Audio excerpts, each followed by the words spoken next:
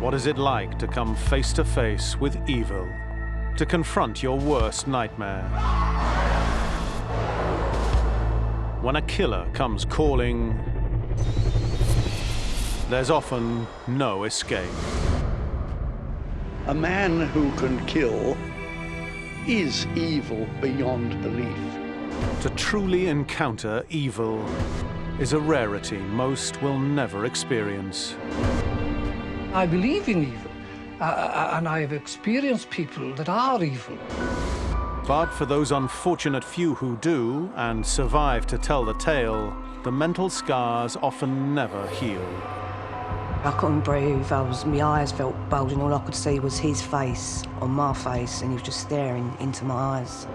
We meet the men and women whose lives have been forever altered by their brush with the beasts who live among us. This is Encounters with Evil.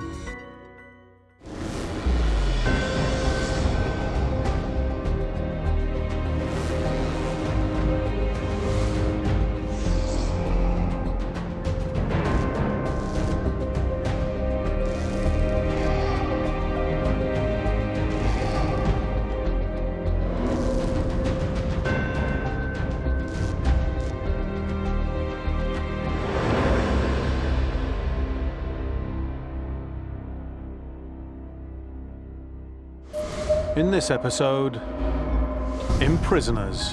They would feed them, they would film them, they would abuse them, they would kill them. Individuals who kidnap, abuse, and enslave their victims.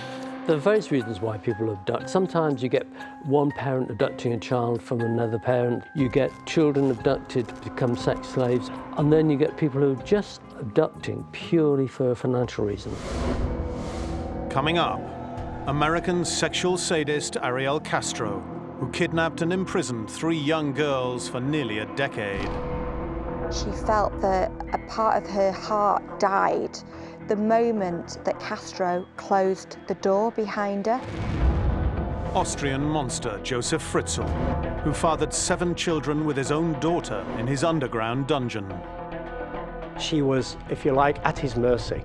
She would be chained up and raped where she was. And the callous, armed robber and killer who imprisoned and murdered a 17-year-old girl for financial gain.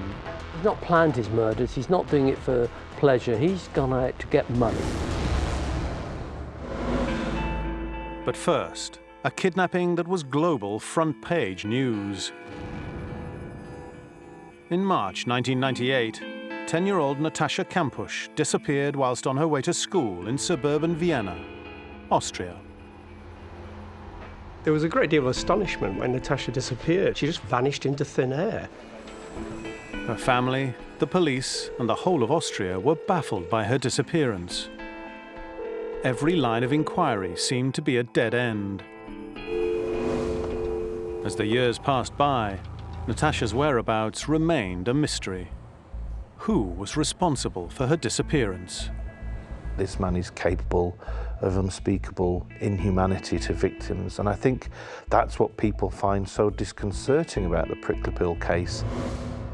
Wolfgang Priklopil was a resident of Strasshof, a quiet suburban town just outside of Vienna. Priklopil was a very unobtrusive young man. There was nothing outstanding. There was nothing about him that said, this man is going to be a monster. His house in Strasshof had been built during the Cold War and included a bomb shelter. Priklopil had modified and isolated this cellar to create a secret chamber. Building a secure, safe, and hidden underground complex within his own home took a lot of planning and a lot of hard work. Some have suggested that he must have been fantasizing about this from a relatively early age. I think there's no doubt that that complex was built with the view to holding an individual against their will and in secrecy. On the morning of the 2nd of March 1998, 10-year-old Natascha Maria Kampusch began her walk to school in the Donaustadt district of Vienna. She was heading towards school. She did spot a white van with a man standing next to it. This possibly just kind of triggered something at the back of her mind, but not enough suspicion to prevent her from carrying on and walking past. The man ahead was Predator Priklopil, on the prowl. On the day of the abduction, I'm sure that his adrenaline would have been racing incredibly. I think he would have been aroused, possibly sexually, but certainly psychologically. This was an unassuming man who you wouldn't look twice at in the street, and he was about to commit one of the most audacious crimes Austria would have heard of. Priklopil seized the opportunity and grabbed Natascha, bundling her into his van, wrapping her in a rug. As a 10-year-old, Natascha will have been aware of the fact that people are abducted and that they do die as a consequence. This would have instilled a great amount of fear. Priklopil immediately drove back to his house, number 60 Heinestrasse in Strasshof, and carried Natascha down into the secret chamber. Natascha then found herself in basically a cell. Very damp, very kind of smelly area. In darkness, with no ventilation. This would have felt like as if it was the end for her. Natascha was now completely cut off from the outside world, prey to Priklopil's sordid desires. I've got no doubt that there would have been some sexual motivation in what he was doing. Even if that doesn't necessarily involve the sexual abuse of the victim, having an individual who he controlled and now owned, whose life depended on him, that in itself could have been a sexual release for him. The power that he had over somebody else's life or death. He wanted someone who was going to be pure. It was a fantasy. It had to be perfect. So he wanted to groom her from an early age, and she was going to be his perfect bride. But Natascha was incredibly strong-willed. She was a very resilient and tough little girl. She fought against everything. She wasn't willing to play along with this new regime. As time went on, and as she wasn't rescued, then clearly she had to comply with his regime. Eat when she was told, go to sleep when she was told. Ich habe in meiner Gefangenschaft auch sehr oft gehungert und habe dadurch auch miterlebt, was man da alles hat. Kreislaufbeschwerden, Konzentrationsschwierigkeiten. As the weeks and months passed, Natascha was subjected to all manner of torture, including humiliation, beatings, and sexual abuse. He did rape her. He did engage in sexual contact. Resistance takes energy. It is an easier life if you do as you're told and you comply with the regime as a captive. After 6 years in captivity, Priklopil finally allowed Natascha to come out of his dungeon. He slowly but surely introduces some kind of generosity and slight freedoms for her, to the point where she could actually go out with him into public. He was so confident that he was right that he knew she wouldn't attempt to make a break and that she wouldn't let anybody know what had happened to her. And this proved right up to a point. Priklopil seemed in some way to be attempting to live out the fantasy of a normal life with Natascha. Priklopil had a romantic notion that this could end in marriage, this could end in children, this could end in the normal relationship that he'd been deprived of throughout his adult life. But while Priklopil was consumed by his fantasy, 16-year-old Natascha's confidence was growing, and she was looking for the perfect opportunity to escape. When did he not pay attention? When was he at his most vulnerable? When was he not having his mind on the job? And I think she was able to use this knowledge she was acquiring day by day to see when her best opportunity of escape would be. On the 23rd of August 2006, Priklopil had ordered Natascha to vacuum the interior of his van as it was parked in the driveway. Priklopil's mobile phone rang, and Natascha saw her opportunity. She saw that circumstance where Priklopil was on his phone, the vacuum was making too much noise, he backed off, and crucially, she saw that the gate was open, and she ran as fast as she could. She made it to another house nearby and called the police. After 3,096 days as Priklopil's prisoner, Natascha Kampusch was finally free. When Natascha finally escaped, the world was almost taken by surprise because this story had died many years before. And all of a sudden, it's back on the front pages. The media went absolutely crazy over this entire issue. Having lost his captive, for Priklopil, there was only one option. Priklopil's method was particularly visceral in that he laid down on train tracks and deliberately was beheaded by an express train. He did not want to be caught, he did not want to be vilified. In keeping with the kind of schizoid character, his lack of feelings and social sense for others also applied to himself. However, Natascha recognized that her captor had also suffered. Beide Eltern haben mir immer wieder glaubhaft versichern können, dass sie mich lieben. Und er hatte sowas nicht. Ihm fehlte in gewisser Weise so etwas wie Selbstsicherheit und sowas. Diese Geborgenheit, das hat ihm gefehlt.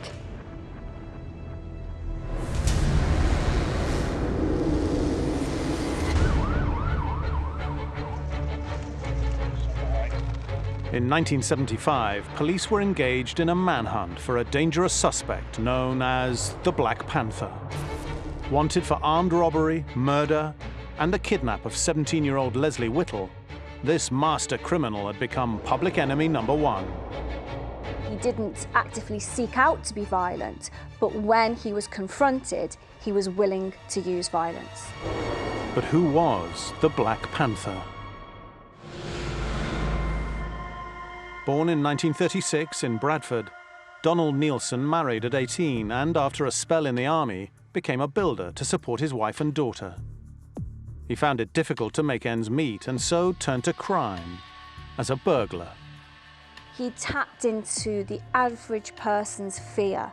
He broke in the middle of the night, initially to houses, which everybody fears somebody breaking into their house when you're sleeping.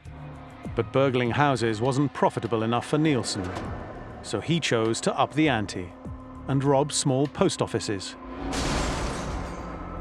In those days, we had very low security, so they were quite easy to turn over. He carried out these robberies armed. He's, being ex-soldier, used to carrying guns, and I suspect that he was quite happy to use that gun. But his real weapon of choice was stealth. He would attempt to sneak in and out of the post offices without being seen. And part of that was that he wore black clothes and a black balaclava.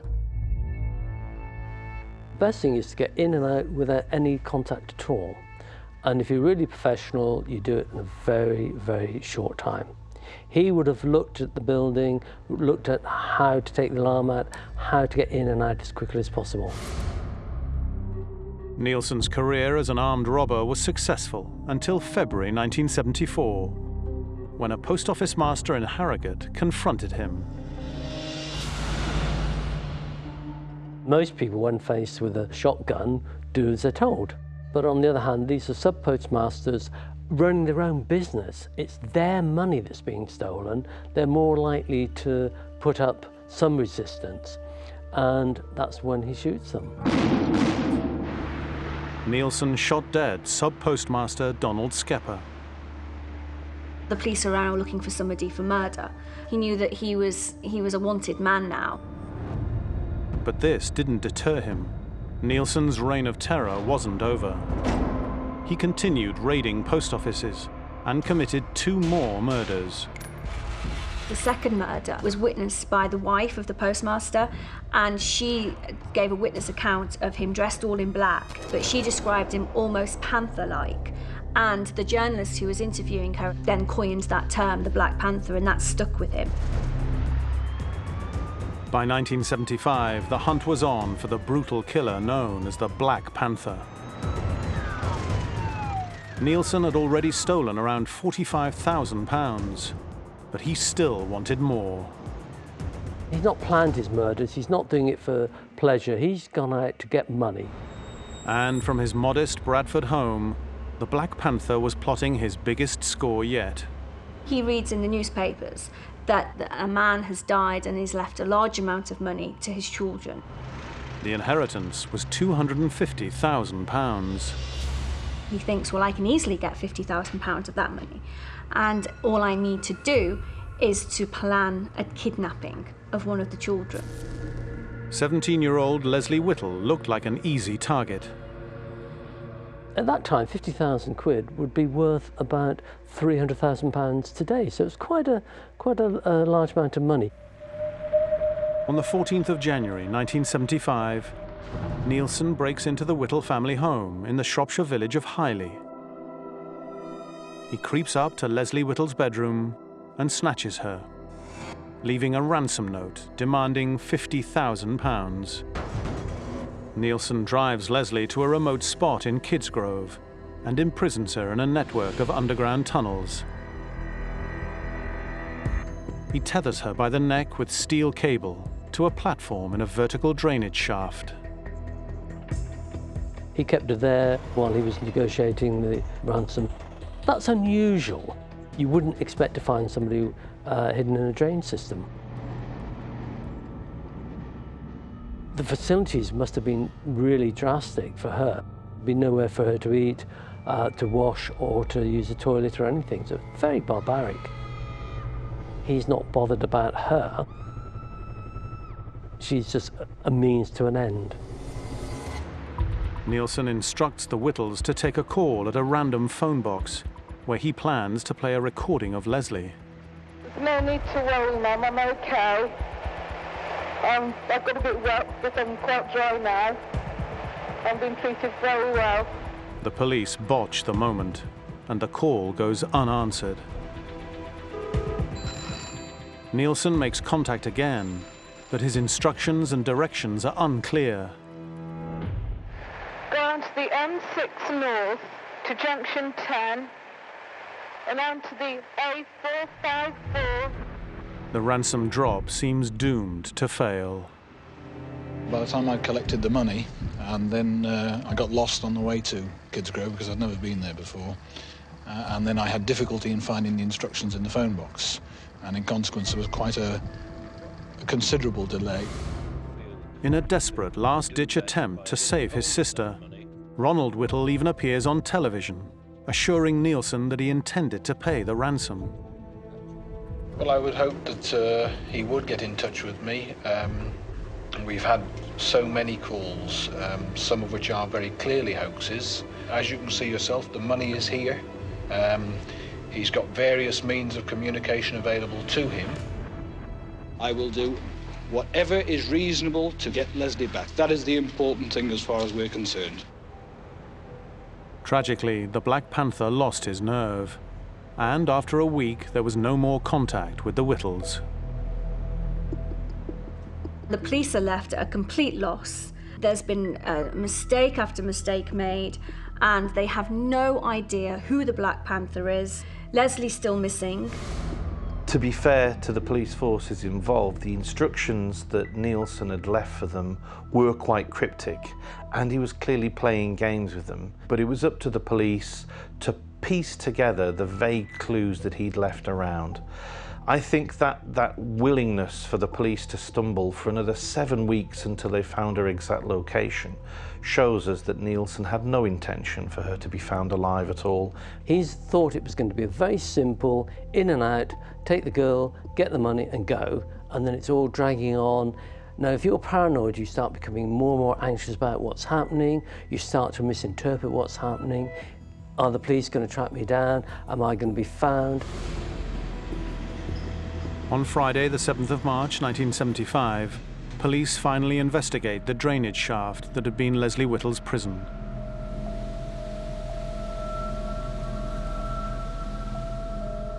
Tragically, Leslie's body is found hanging from the steel cable that Neilson had secured around her neck. This is a terrible and shocking crime. The circumstances of this girl's death, the agony she must have gone through, contemplating what might happen, does not bear description. Everybody should do their utmost to bring this to a close. With the death of Leslie Whittle on his hands, the Black Panther had gone to ground. The police still had no clues as to his identity. It took another 9 months before the Panther was finally apprehended in December that year. Police officers Tony White and Stuart Mackenzie catch a lucky break after questioning a man they think looks suspicious. Whilst my colleague was asking the questions, I was writing the answers down. And as I got to more or less the last question, suddenly a voice says, "Don't move, any tricks and you're dead." At this point I glanced to my left and was looking down the business end of a double-barreled sawn-off shotgun. And the next thing I felt was this gun pushed into my ribs underneath my armpit. And on getting himself comfortable, he says, "Right, drive." While driving, Officer Mackenzie distracted the armed assailant and carried out a daring maneuver. Pushing up the gun and hitting the brakes, Neilson was thrown from the car and, with the help of passers-by, arrested. On investigation, Neilson's fingerprints were a match to those found in the drain shaft where Leslie Whittle had been imprisoned. Although he admitted to the kidnapping, Neilson was adamant that he hadn't murdered Leslie.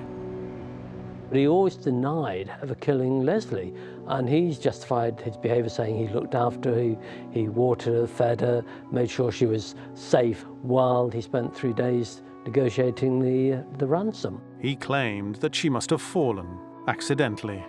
The question of whether she jumped, fell, whether he killed her or not, we will never know. Neilson was found guilty of Leslie's murder, as well as those of the postmasters.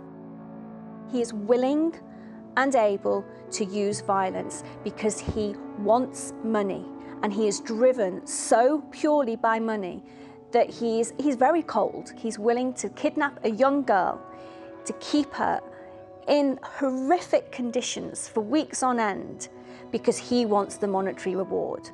And that is incredibly calculating. Neilson died aged 75 in 2011, still in jail. How evil, how ruthless, how terribly wicked this man is that we've hunted for 7 weeks. God above, I never dreamt in my wildest dreams he'd do such a thing to a girl. It's terrible.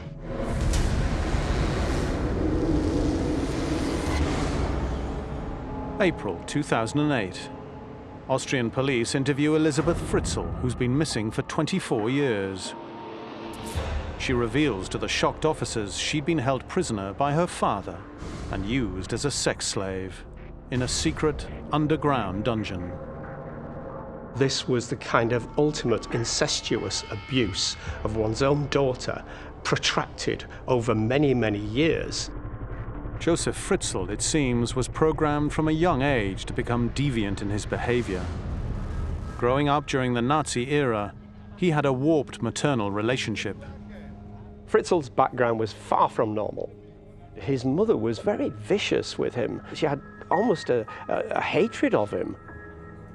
He developed very bizarre sexual feelings towards his mother, and the combination meant that his actual developmental psychological state was somewhat disturbed. Where a child has an absent father and they are beaten on a daily basis by their mother, as Fritzl alleges, then you have a perfect recipe for a sadomasochistic, misogynistic control freak. I believe that Fritzl suffered as a child, and as an adult, what he wanted to do was be in the position of being the person who meted out the punishment. By 1967, in his early 30s, Fritzl is married with 4 young children. He's also convicted of raping a 24-year-old woman at knife point. Josef Fritzl needed to humiliate women. He was convicted of a rape very early on. And I know that usually for every sexual offence that we know about, there are many more that we don't know about. Despite serving an 18-month sentence for the rape, his marriage and family remained intact. And Fritzl went on to father 3 more children. But it was his 4th child, Elizabeth, that he was obsessed by. He was quite brutal to her in her early years. He then kind of like changed his attitude to some degree. He felt they had a connection. But he then tried to groom her by exposing himself to her on occasion, leaving porn underneath her pillow. But eventually this culminated in him actually assaulting her and beginning to sexually abuse her from the age of 11. In 1978, Fritzl started work on an extension to his house that included a large cellar. His plans to imprison his daughter had begun to take shape. And that took a period of years. So it was in his mind, and it was certainly part of his fantasy life for years. This hidden area where he could restrain someone for sexual purposes. The elements of this, I think, arrived first when he was in prison, and when he got the opportunity, he did it, and he did it with detailed planning. By the summer of 1983, Fritzl had completed his dungeon, a living space equipped with a toilet, shower, sleeping quarters, and chains, all concealed behind a series of locking doors. As her 18th birthday approached, Elizabeth planned to move out of the family home for good to escape the abuse. Fritzl was very worried in case Elizabeth ran away at this point where he had this massive plan of being able to incarcerate her. But as it came to the day and Elizabeth was still there, he was cold, dispassionate. He had it planned down to the finest detail. On the 28th of April 1984, Josef Fritzl asked Elizabeth to help him with a job in his new cellar. Fritzl lured Elizabeth into the dungeon in order to actually fit a door. Of course, once she was there, he attacked her, he chloroformed her, and the next thing she knew, she was captive. I think that finding herself in prison, she must have been extremely panicked. She must have feared for her life. I think that she then must have gone through a process of feeling desolated, feeling despair and probably wanting to die. And then what sets in is a feeling of learned helplessness. You simply learn not to hope for anything better. This is your lot.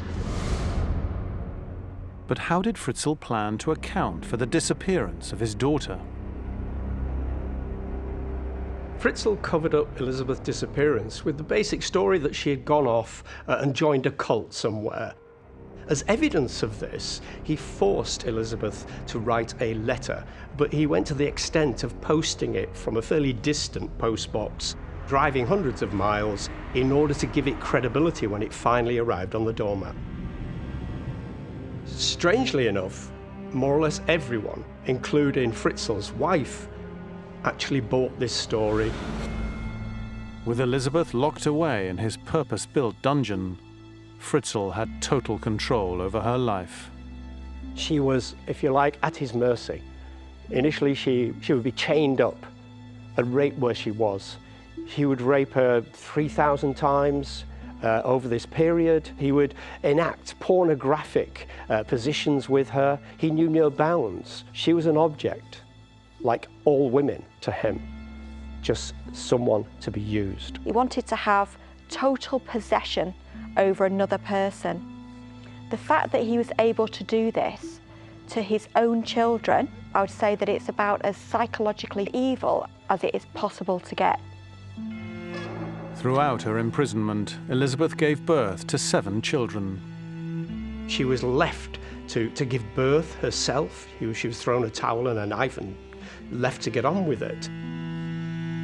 And that baby was brought into a world that was a smelly, unhygienic, damp dungeon. One of the children, a twin, died soon after birth. Fritzl incinerated the body. It soon became clear the dungeon wasn't big enough for all of the children. It was a puzzle that could only really be solved by taking the children out of the cellar and moving them upstairs. And he found an incredibly plausible way of doing this. Fritzl claimed that he found the babies on his doorstep, along with a letter from Elizabeth asking the family to look after them. For us, it would seem laughable that people would accept that, these children arrived on the doorstep. However, this blended so well with Fritzl's story that Elizabeth was with some cult and that may have been under strictures and couldn't cope with the children. It convinced the social services, it convinced more or less everybody. In 2008, everything was to change. Elizabeth's oldest child, Kirsten, was seriously ill. At this point, Elizabeth begged him to allow Kirsten to go to hospital, because this could have been a life and death situation. Fritzl reluctantly agreed to take the child, but at the hospital, there was a problem. The hospital required further information. They needed to know aspects from the mother. Elizabeth then persuaded Fritzl to let her go to the hospital and clarify the situation, and of course, assured him that there would be no risk. Josef Fritzl was undone by a solitary, single act of mercy when he took his 19-year-old granddaughter Kirsten, unconscious, out of the cellar and to hospital. From that moment, everything unraveled. His perverted world is about to come crashing down.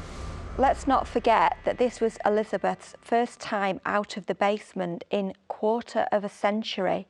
So she must have been absolutely overwhelmed. She has been under Fritzl's total control for 24 years. I think that what would have been paramount in her mind is, what if I'm not believed? And then I'm returned to my father. What would the consequences of that been? I mean, they could have been fatal to her. So she didn't say anything until the police convinced her, and she took a lot of convincing, that in actual fact she was safe and she would never have to lay eyes on Josef Fritzl again. Elizabeth explained to the police the events of her imprisonment and the depths of her father's cruelty. Finally, she and her children were set free. Josef Fritzl's trial began on the 16th of March 2009 and lasted only 4 days. He was charged with rape, enslavement, false imprisonment, incest, coercion, and negligent homicide. He was found guilty on all counts. Josef Fritzl will never be released from prison. Today, the Fritzl family are trying to rebuild their lives and find some sort of normality. Getting out of the basement isn't the end of the ordeal by any stretch. I think that the biggest challenge for them would be an unlearning of everything that they knew. They are the product of essentially incest and torture. How do you even begin to start making sense of that? He did not have the wherewithal to be sensitive to their needs or feelings. Fritzl, he was someone who gained a great deal of pleasure from inflicting harm on others.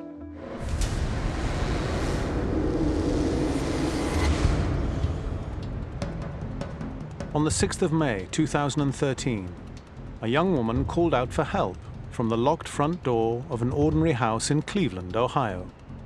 What's going on there? I've been kidnapped and I've been missing for 10 years and I'm here, I'm free now. I'm Amanda Berry. I've been on the news for the last 10 years. And you said, what was his name again? Ariel Castro. She kept saying, I'm something Berry, I've been missing, call 911, call 911, and she was adamant, she was hysterical. This was not a joke. You could look at this girl and tell that this was the real deal. With the help of passers-by and the police, 3 girls who'd all been missing for almost a decade were rescued from what they described as a living hell.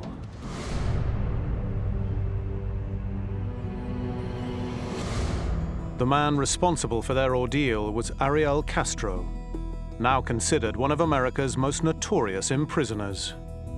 Castro wanted a solution to his urges which he knew were actually completely aberrant, completely unacceptable. My addiction to pornography and my sexual problem has really taken a toll on my mind. He was very readily able to make people's lives horrific, a living hell, and for those reasons we probably would label him as some kind of psychopath. There's something that has caused him to become a sexual sadist. He says that he was raped as a child, and maybe that's where it started, maybe that's the seeds of his perversion. His criminal career as a sexual imprisoner began in August 2002, when Castro persuaded 21-year-old Michelle Knight to get into his van on the promise of a free puppy. His first victim was actually the perfect choice for him. I don't think it was calculated on his part, but he happened to choose Michelle Knight, who had a history of running away, who was a bit of a wild child. Castro took her to his home at 2207 Seymour and locked her in his basement. Her family didn't look for her, and that must have given him a sense of, this is possible for me. This fantasy is possible, and I'm getting away with it. Castro began to inflict systematic sexual abuse on Michelle. All sexual predators are addicts on some level. What they have is never enough. It's never enough just to fantasize, they have to act on it. When they act on it, they have to act on it again. 8 months later, that is exactly what happened. On April the 23rd, 2003, Castro struck again. It was the day before Amanda Berry's 17th birthday, when she accepted a lift home from Castro, who claimed his son worked with her. He wouldn't have been able to meet his needs with just one woman, because eventually it would become boring, it would become commonplace. He would need to add some interest, because fantasies always refine, they always change and they always evolve. So he was going to continue to do whatever he could get away with in order to meet this need. This sexual sadist now had 2 girls to abuse at will, but this was still not enough for Castro. They were all enduring a pretty horrific and disgusting existence at his hands. A year later, on the 2nd of April 2004, Castro kidnapped a 3rd victim. This time, the girl was even younger. 14-year-old Gina De Jesus joined Michelle and Amanda in Castro's sadistic sex cell. So I can only imagine the absolute despondency that these girls went through. And that, of course, was probably part of the excitement to Castro, because he's a sadist, so he would have observed this and he would have felt gratified by this. Castro's brutality knew no bounds. Apart from the rape and the violence, he would starve the girls to control them. What you have is an extended period of, well, utter hell. It's a living death, if you like. Their life was a daily hell of uncertainty, of not knowing if it would be beatings, if it would be rape, if it would be sexual assault. They were only allowed to shower maybe twice a week if they were lucky. They were fed 1 meal a day. Their treatment was pretty barbaric. He can't meet his urges through any even semblance of a normal relationship. And so the solution for him was to have sex slaves, captives, and they met his sexual needs also. Castro's rapes of his victims were incessant. As a result, Michelle Knight became pregnant several times. His way of dealing with this was to terminate the pregnancy by beatings and by hitting her and throwing her around the room. Castro also impregnated Amanda Berry, but decided to keep the baby. I don't think he viewed Michelle as a particularly decent or worthwhile person, but I think he felt more kindly towards his second and third, the younger victims, and saw Amanda as someone who was worthwhile to have his child. Amanda gave birth to a baby girl in 2006 without any professional medical care. He was an individual who was capable of killing his own unborn children, but also, at the same time, able to facilitate the birth of one of his children. So this was an individual who was able to nurture and kill at the same time. A complex individual. While Castro was incredibly cruel to his captives, to the outside world, he seemed like an ordinary man. No one really disliked him because he was just terrific. He was a good guy, friendly, good guy. We never thought that he was doing this. If this is a person who can easily lock other human beings in a room and compartmentalize them away from the real world, then he can easily compartmentalize different parts of his personality away from the real world. But there are some very chilling and cruel aspects to his outside appearance. For instance, he tried to get closer to the family of one of his victims, trying to help them in the hunt for their daughter. In fact, he did take part in the manhunt for her in the initial stages after her disappearance. Ariel Castro had been involved with the search parties. He passed out flyers. He was right there with us the first day that Gina was missing. He was enjoying being the only person who knew what really happened to their daughter whilst looking the parents in the eye, and that shows a particular type of psychopathology and cruelty. To prevent the girls from trying to escape, Castro employed savage behavioral control techniques. So what he did was he gave the girls opportunities to sometimes near escape, to open a door, for example. And sometimes he would allow that to happen, and then other times brutally beat them.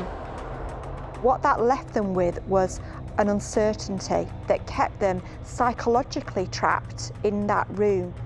He did shackle them to walls, but the physical restraints actually became slightly less as time went on because the mental restraints had been put in place. Castro was so confident of his control over his captives, he even took them into his garden. My granddaughter was upstairs one day and they saw a girl back there crawling naked in the backyard. They saw women being walked as dogs. And then the guy took all these boards and like sectioned off the backyard so nobody can see into there. Finally, after almost a decade in captivity, Amanda saw an opportunity and found the courage to act on it. I hear the screaming. So I see one of my neighbors across the street leave his house. This girl is kicking the door and screaming. So I go over there and I say, well, can I help you? What's going on? She says, I've been kidnapped and I've been in this house a long time. I want to leave right now. All right, so I opened the door and we couldn't get in that way. So we kicked the bottom of it and she came through. And when she came, I thought she was the only one. And she grabbed some little girl and had the little girl in her arms. She said, this is his daughter. What's going on there? I've been kidnapped and I've been missing for 10 years and I'm here, I'm free now. I'm Amanda Berry. Ariel Castro was arrested the next day. He pled guilty on the 26th of July 2013 to over 900 counts of rape and sexual abuse. But Castro was in denial of his actions, refusing to accept full responsibility. Most of the sex that went on in the house, and probably all of it, was consensual. People were trying to paint me as a monster, and I'm not a monster. I'm sick.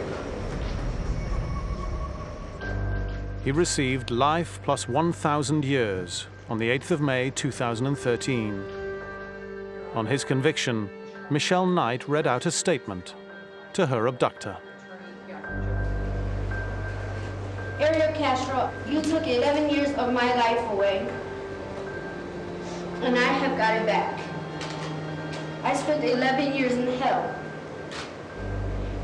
Now your hell is just beginning.